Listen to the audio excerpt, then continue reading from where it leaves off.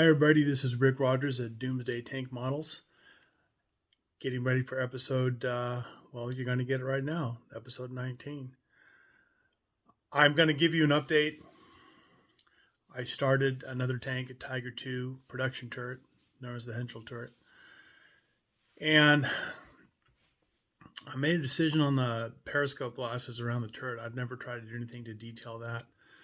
And this may be a fail, but it's an attempt at the optical glass on the turret ring, where the German commanders got a better look at the battlefield, a whole 360, which in many cases they had an advantage over their adversaries. So I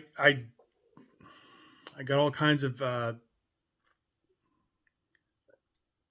looked up all kinds of things on the internet. Very hard. You have to be, I think I've learned you have to be general.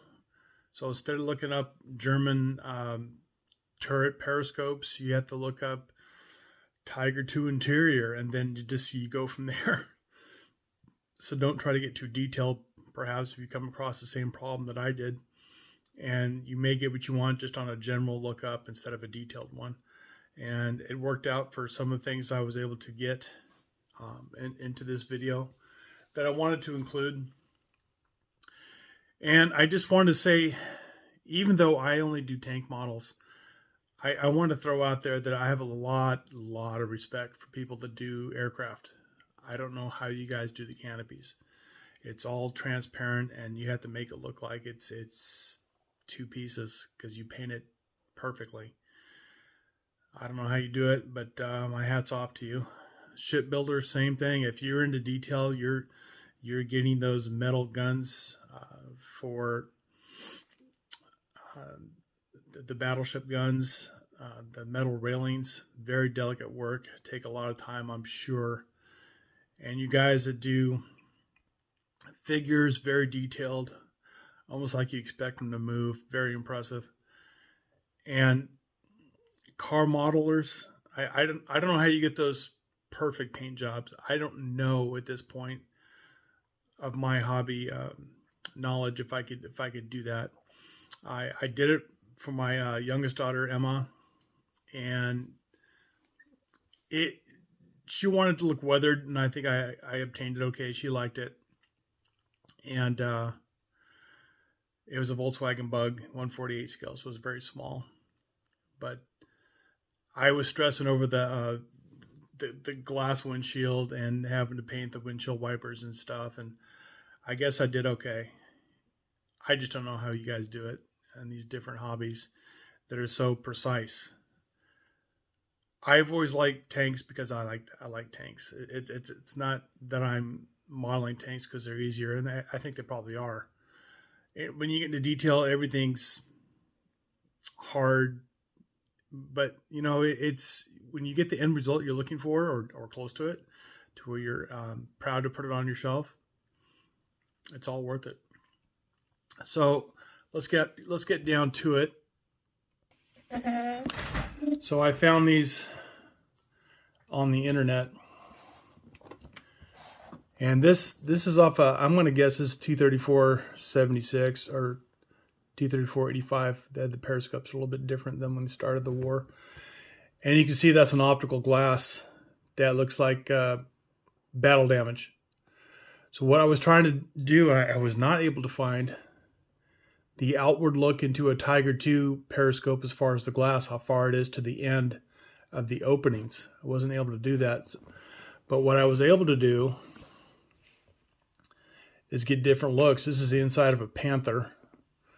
I had to grab different ones, and I mean that's the glass in there, I assume, the periscopes. And my understanding, I found a film on YouTube, but I wasn't able to find it again on how they exchanged them in battle if they were hit and shattered. It's very it would have helped out with this video for you guys, but I wasn't able to find it again. I looked, and I believe this is an interior, possibly of a Tiger. I couldn't confirm it, but you can see the ring of periscopes. It's just very detailed. This is my attempt right here. And hopefully that's not too close. But that's, I decided just to put some putty in there and then face it up so it's flush to what the outside of the periscope would look like. And I think it looks okay. I just can't confirm that the glass for the periscope was that flush. I can't find anything to support it, but I'm going to do it this time around because it's too late. The putty's already solidified. It's solid. And then I'm just going to paint it different colors to make it look like glass and see how it turns out. So I put the putty in like that. This was all an experiment. And I just pushed through it. And then when I got it to where I thought would do the job, I got one of these.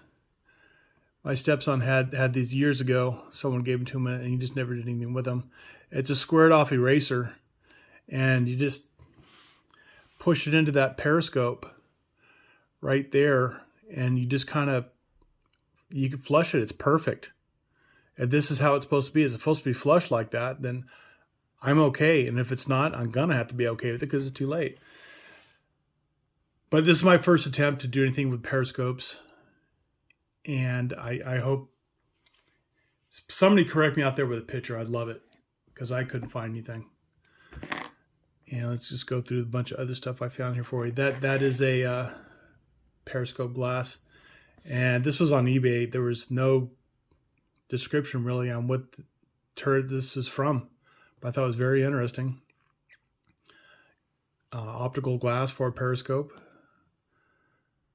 and there's a commander looking through his so for small arms fire, he's covered, he's underneath the hatch, and he's checking out the battlefield. You got to watch out for snipers, I'm sure.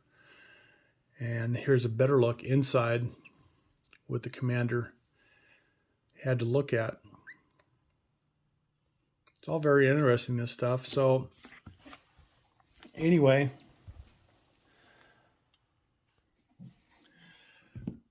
so I in between painting, I've got a couple that I painted, the T44 and the T34-85.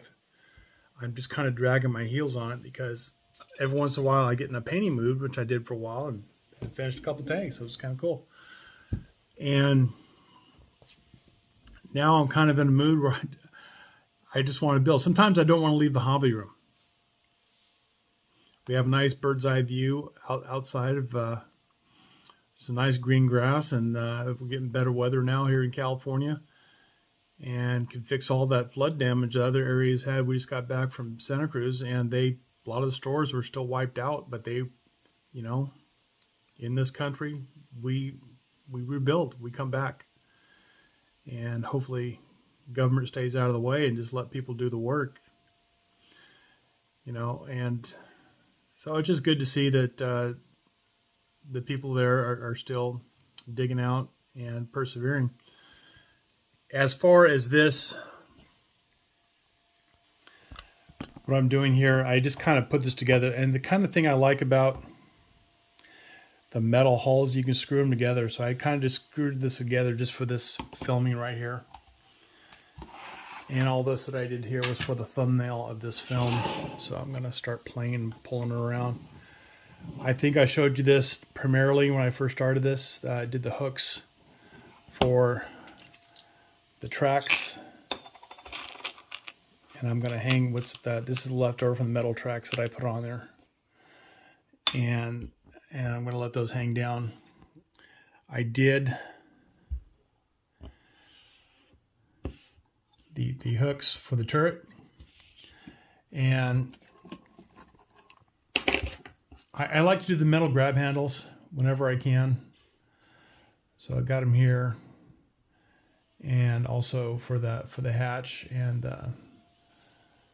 the upper hatch right below the commander's cupola. What I did do, and it took some time, I had to mask off each periscope opening just so I get an idea of the borders when I hand paint it. It's so flush to the outside, I'm afraid I'm not going to be able to get the correct dimensions, and everything will look weird when I try to paint it. So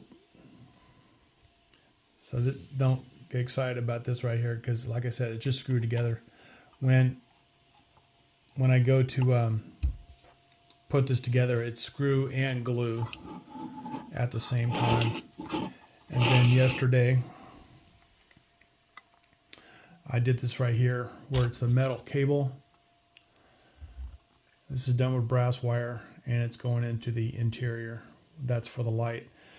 When you do the Tiger 2, I'm sure a bunch of you guys already know this. I learned this time not to put the light on until I'm done with all of this.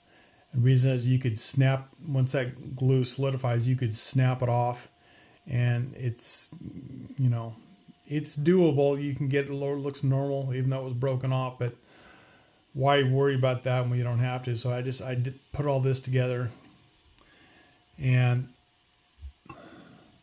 the small metal pipe you see here, that was out of necessity because I tried to make a hole into the base and I ended up screwing through the side of it and ruining the plastic. So I had to put that there. It's not for added realism, although maybe it is in the long run.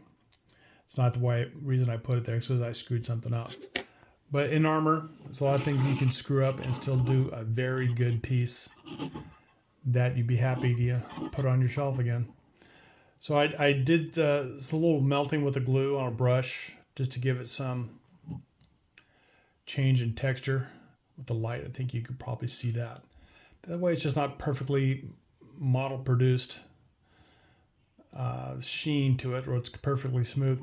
And I don't know if you can see this right here. I'm not putting the skirt armor on. I like seeing my metal tracks. So what I did was I made holes in the side there where it would have been attached with the side skirts. And then when after the painting, I'll do a little rust streaking down and stuff. And if I haven't previewed this before, I got these stands at Hobby Lobby, and I think I've showed you the drawers plenty of times. I like these so much, I like to show them off. But these are the sticks. The ones with the clips actually are pretty tall, and what I did was just cut them in half, used a pencil sharpener to get the other end narrow, and I was able to get 2 out of 1, and it works pretty well. And so I'll be painting the wheels first to get that lower hole mated up and done.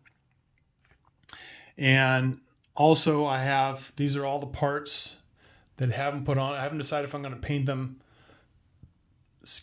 on the vehicle or out. But these are all sanded and ready to go. I'm not going to do custom tow cables or anything like that. I think I'm just going to go with, they look pretty good. I'll paint them up and try to look as best I can. I like the way they look. It's okay. So anyway, I hope you like my past videos. They're doing very well, and I appreciate your patronage. I appreciate your subscribing to my channel. And like I've mentioned before, I really enjoy doing this for myself and for you guys out there.